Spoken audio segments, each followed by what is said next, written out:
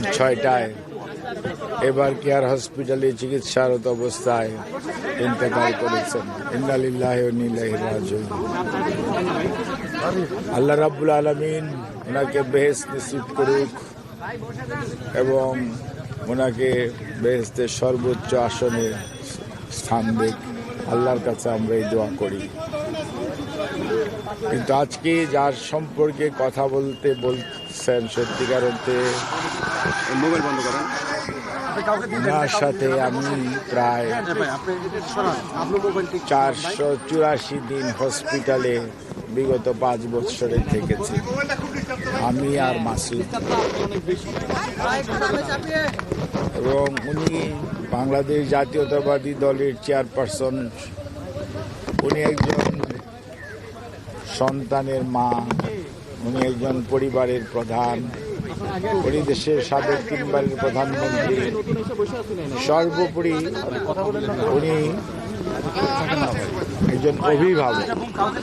উনি সবসময় দেশের জন্য, দেশের মানুষের জন্য, দেশের মানুষের পক্ষে, দেশের স্বাধীনতার পক্ষে কথা বলার জন্য সব সময় উনি চিন্তা করতেন এবং কোনো সময় মানুষের কষ্ট হয় এই ধরনের কোনো কার্যক্রমকে উৎসাহ দিতেন।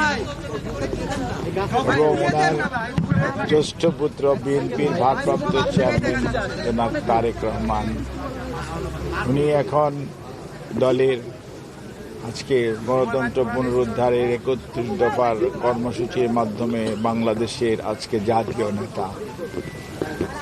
উনিও ঠিক মায়ের মতোই, মা যেরকম আপসহীন, উনিও সবসময় দেখবেন উনি সিদ্ধান্ত যেটা গ্রহণ করেন সেটা বাস্তবায়নের জন্য সবসময় সচেষ্ট থাকেন।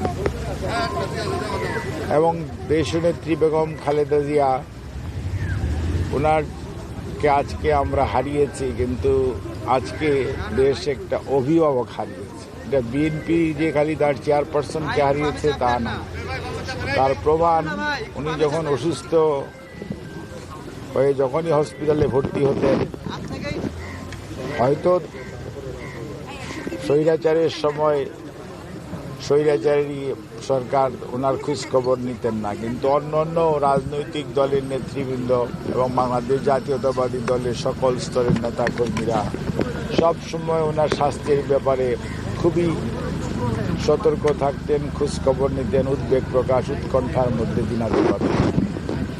কিন্তু এইবার উনি ভর্তি হওয়ার পরে ওনার শরীরের অবস্থা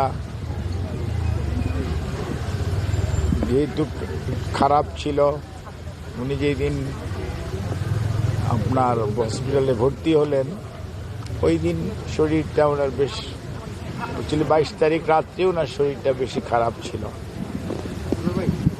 তারপরে উনি রাত্রে আমাকে ডেকেছিলেন, এসেছিলাম, তারপরের দিন ওনাকে হসপিটালে ভর্তি করি এবং উনি চিকিৎসকদের পরামর্শ মোতাবেক সবসময় চিকিৎসা গ্রহণ করতেন এবং সবসময় চিকিৎসকদের কথা অনুযায়ী চলার চেষ্টা করতেন।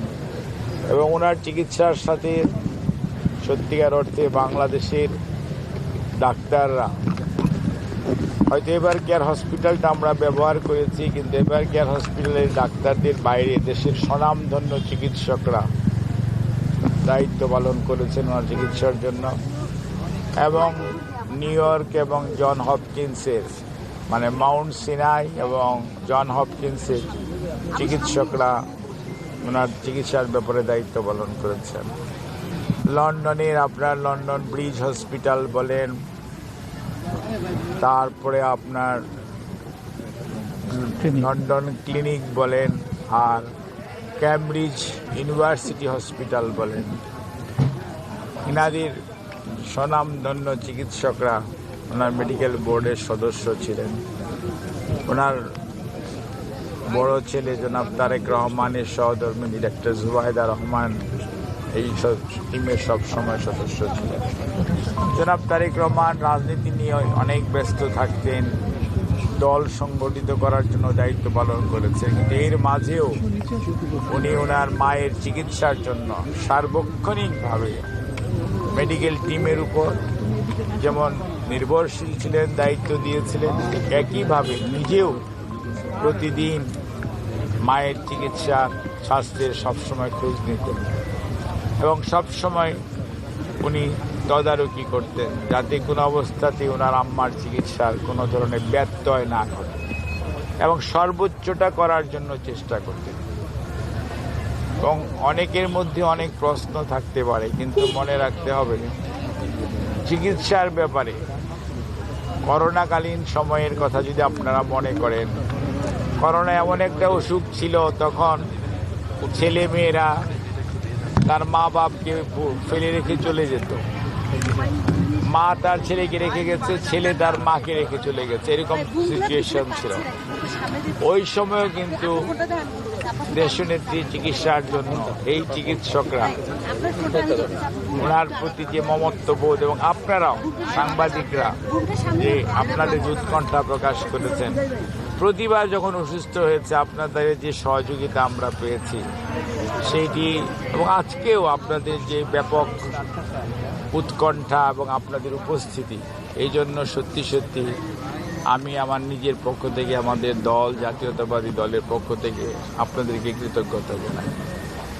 আর দেশনেত্রী বেগম খালেদা জিয়া এমন এক মানুষ, আমরা যেহেতু ওনার সাথে খুব ঘনিষ্ঠভাবে মেশার সুযোগ হয়েছে, সেই জন্য আমরা দেখেছি যে উনি একদিকে যেমন সত্যি সত্যি অভিভাবক, আরেকদিকে মাতৃস্নেহে উনি কিন্তু আমাদেরকে দেখতেন। কোনোদিন বাসায় যাওয়ার পরে কোনো কিছু না খেয়ে ওনার বাসা থেকে কখনোই কেউ যেতে পারতেন না। ডাক্তারদেরকে কি খাইয়েছেন এগুলি সবসময় ওনার যারা কাজের সহকর্মী ছিল, সহায়তা করত, তাদেরকে উনি জিজ্ঞেস করতেন, উনি বলে দিতেন আজকে এটা দেবেন। কোনোদিন কিন্তু একটু দেরি হলে জিজ্ঞেস করতো এত দেরি কেন হলো, অত আমি তো বসে আছি। অর্থাৎ চিকিৎসকরা কখন যাবে, উনি যখন বাসায় থাকতেন তখন চিকিৎসকরা প্রত্যেক দিন বিশেষজ্ঞ চিকিৎসক ওনার বাসায় যেতেন, উনি সবাইকে কিন্তু সেসব কথা বলতেন। কাজেই আমি আজকে এই দিনে আমি বলবো যে চলেন আমরা সবাই আল্লাহ রাব্বুল আলামিনের কাছে ওনার আল্লাহ বেহেশত নসিব করুক সেজন্য দোয়া করি, এবং জাতীয়তাবাদী দলের সকল নেতা কর্মীকে এই কষ্ট সহ্য করার এবং ভারপ্রাপ্ত চেয়ারম্যান এই কষ্ট সহ্য করে দায়িত্ব পালন করার আরো তৌফিক দিন। আপনাদের সবাইকে অনেক সময় আপনারা জানাজার ব্যাপারে টেলিভিশন এবং নিউজের মাধ্যমে আপনারা জানতে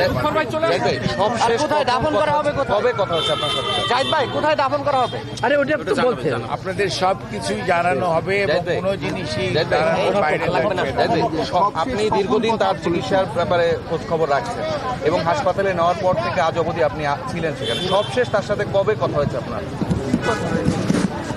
আপনি যদি বলেন যে সবশেষ কবে মনে করেন আপনার 1 ডিসেম্বরে ওনাকে প্রথম ডায়ালাইসিস স্টার্ট করা হয়েছে, তার পরবর্তীতে ওনাকে আপনার ইলেকট্রিক ভেন্টিলেশনে নেওয়া হয়েছে, তারপরেও ওনার সাথে আমাদের কথা হয়েছে বা আমরা যখন ওনাকে ডেকেছি উনি আমাদের কথার জবাব দেওয়ার চেষ্টা করেছেন এবং রেসপন্স করার চেষ্টা করেছেন। কাজেই উনি রুগী হিসাবে আমরা ওনার সাথে, যেহেতু একজন মানুষ খুবই অসুস্থ, আমরা তো আর সবসময় ওনার সাথে কথা বলার চেষ্টা সবসময় করা ঠিক না, শারীরিক অবস্থার উপর নির্ভর করে। কোনো অবস্থাতেই আমরা ওনার রোগ বৃদ্ধি পাক এই ধরনের কোনো আচরণ কোনো চিকিৎসক করে না। কাজেই কবে কথা হয়েছে এরকম স্পেসিফিক্যালি বলার মতো আমার মানসিক অবস্থা এখন এই মুহূর্তে নেই। তবে আপনাদের জানার জন্য বলি, উনি সব সময় চিকিৎসকরা যখন আমরা যখন ওনাকে দেখতে যেতাম বা দেখতাম বা আমাদের পাশাপাশি থাকতাম, ওনার সাথেই থাকতাম, উনি সবসময় শি ওয়াজ রেসপন্ডিং, অর্থাৎ ওনাকে যদি জিজ্ঞেস করা হতো বা কথা বলার জন্য বলা হতো অথবা ওনাকে বিভিন্ন প্রশ্ন করা হতো প্রত্যেকটিরই উত্তর দেওয়ার চেষ্টা করতেন।